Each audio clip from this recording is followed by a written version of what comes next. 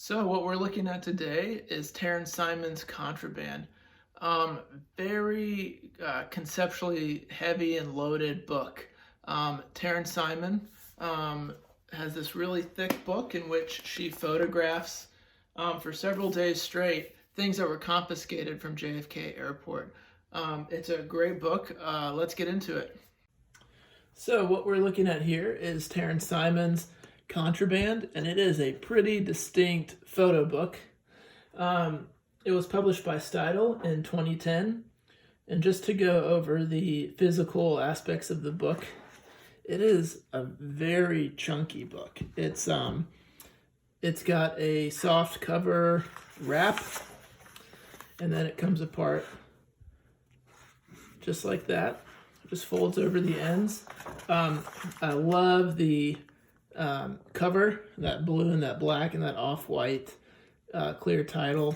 This looks like a catalog or like a handbook for something. And of course it is, which leads me to Taryn Simon's goal for this project. She spent 5 days in JFK's airport photographing contraband that was seized by U.S. Customs and Border Patrol in JFK Airport. It was either seized from passengers, luggage trying to sneak it in, or it was seized by the USPS through express mail entering the country. And what we have here on the cover actually is a dead bird that was packaged and someone tried to ship it or mail it into the country via express mail. But 5 days photographing what texts seem to say is nonstop. She suffered from sleep deprivation and only took one shower the whole time. She was so busy photographing. This is in keeping with Taryn Simon's working method, which is similar in her book, American Index of the Hidden and Unfamiliar. If you recall, she was going to these secret, kind of hidden in plain view sites and photographing them, things that usually pass, that aren't noticed by public consciousness, nuclear waste sites and things like that, fiber optic cables that connect countries under the ocean. Taryn Simon in this book is doing something similar. She is photographing things that we don't normally see, which is contraband seized by the Border Patrol coming into the country. And over those 5 days, she makes over 1,000 photographs, 1,075 photographs, her and her assistants. And so she's set up in JFK for all those days. And the reviews of this book emphasize heavily the amount of labor that goes into this.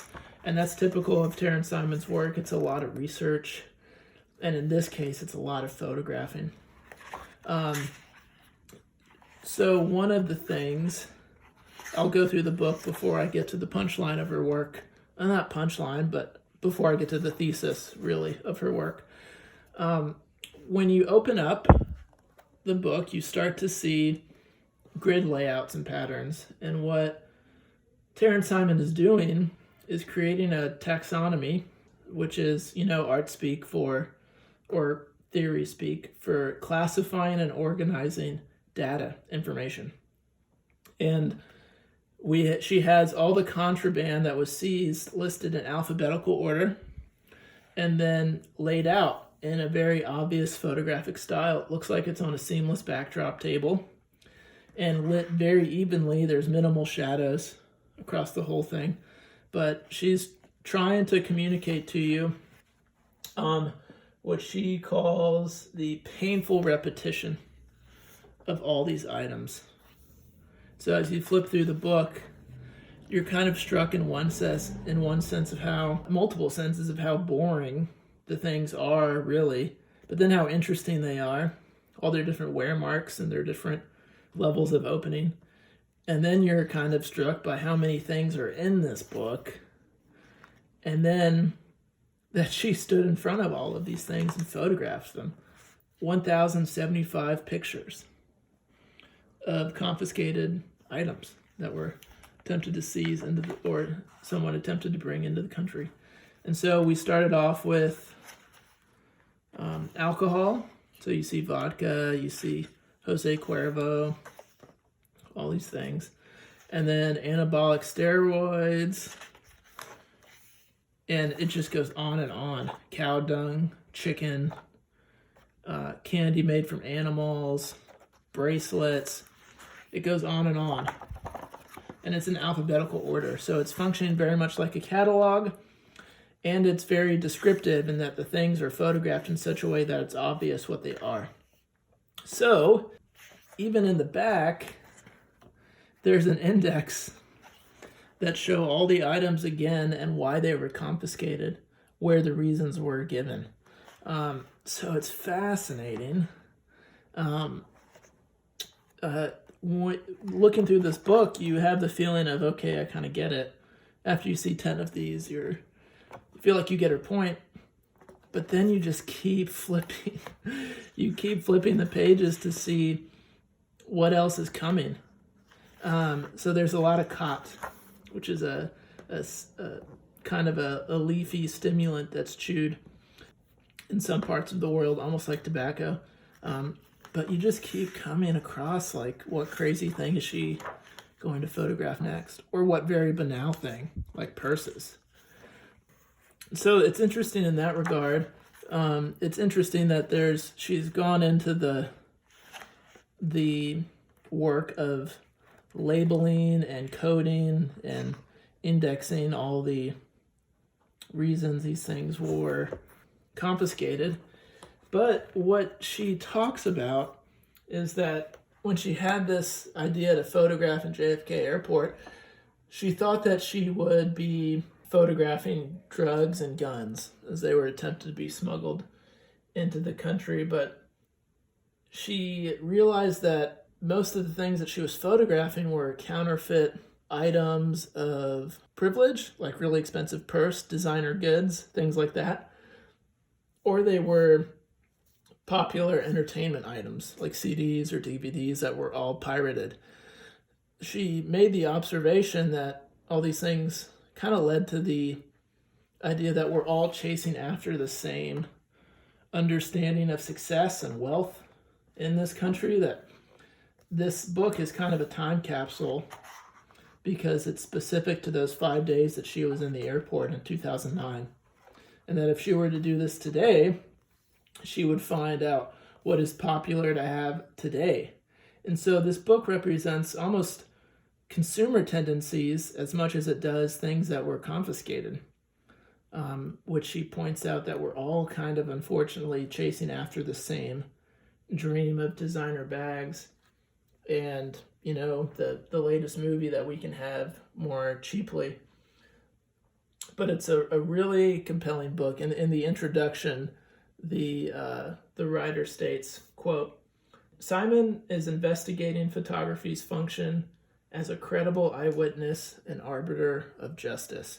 So she's photographing all these things, and there is an air of evidence to them, which connects to another body of work she has called the Innocence Project, where she photographed exonerated men she photographed men who were exonerated from death row because of DNA evidence that proved their innocence.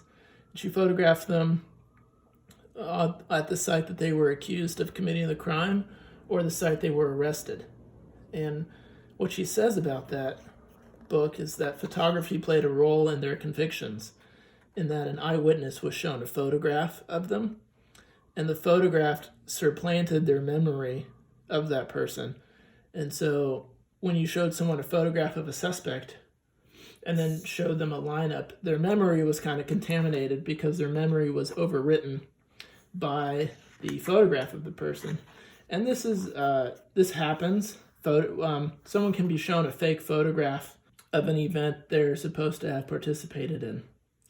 And the photograph actually creates the memory in their head, even though they were never at that spot. So Sally Mann talks a little bit about this too, that photography can trigger memories, and it can even trigger memories that never happened. Let's say that you were shown a picture of yourself in a hot air balloon as a child, but it was a fake photograph, and someone shows it to you. You might, by no fault of your own, create that memory. because you were shown the photograph and it triggered it. Memories kind of trigger our memory, support our memory, but also overwrite our memory. And so photography is a tricky thing, but I think photography is so descriptive, and it's such a perfect tool to use for Taryn Simon's endeavors because it can create a catalog like this that's so overwhelming. And photography is so mechanical, so you can make so many of them and bind them together and create this taxonomy. Make sure so this isn't an expensive book. It's usually around $50, and I think there's 3 editions of it now. But it's such an interesting book, especially as photography books go, because it's overwhelming in the amount of photographs that it communicates.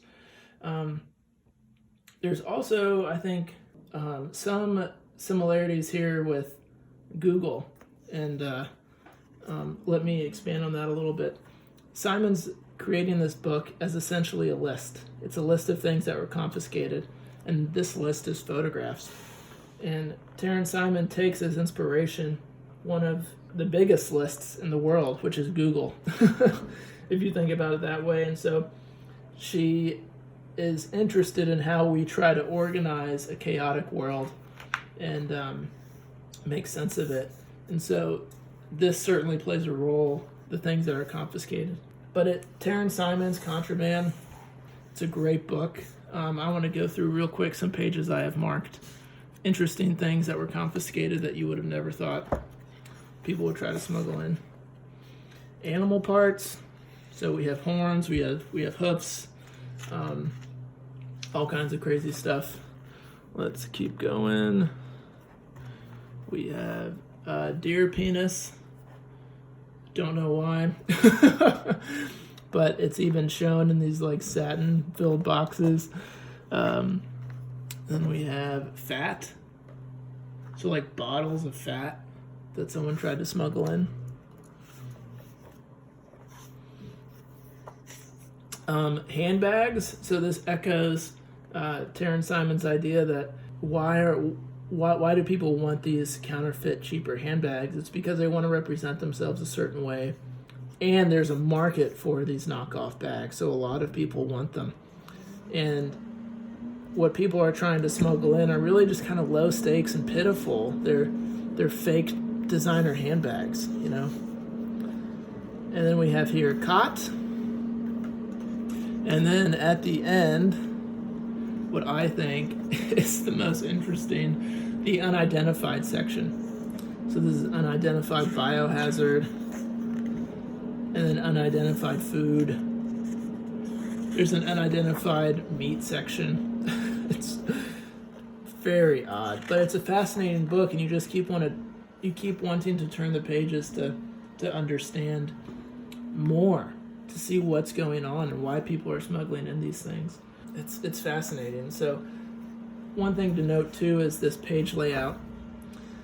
Guinea pigs, yikes, is the page layout that Taryn Simon uses, and she was also doing the book design in collaboration with someone else. But notice it's broken up in thirds, and an image might take up 2/3, or 6 images might take up a full page, but they're broken and organized. They're bounded on these lines of thirds on each page. And so you might have 12 images on a page spread, or you might have one missing to create a sense of rhythm. So I think for as painfully repetitious as this book is, it's very well designed, and it keeps you turning through. But yeah, I think it's fascinating. I think Taryn Simon wasn't alone in thinking that the only things that get confiscated are drugs and guns, but she found out so many other things are confiscated coming into the country, and it indicates who we are as a society. And so 10 years ago, it was counterfeit handbags and DVDs, and it speaks to the society of the time. So if she were to do this now, I wonder what she would be photographing that's being confiscated, because it would be specific to the times of right now.